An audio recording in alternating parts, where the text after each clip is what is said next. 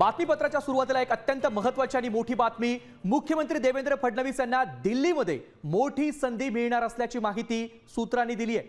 भाजपच्या सगळ्यात ताकदवान समजल्या जाणाऱ्या संसदीय समितीमध्ये फडणवीसांना एंट्री मिळण्याची शक्यता आहे।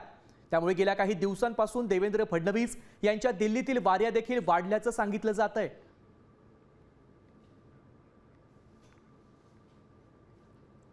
भाजपच्या पॉवरफुल संसदीय समितीमध्ये देवेंद्र फडणवीसांची वर्णी लागण्याची शक्यता वर्तवली जाते।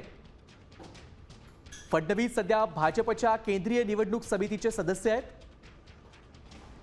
संसदीय समितीमध्ये एंट्री झाल्यास फडणवीस यांची भाजपसह राष्ट्रीय राजकारणामध्ये देखील ताकद वाढणार आहे।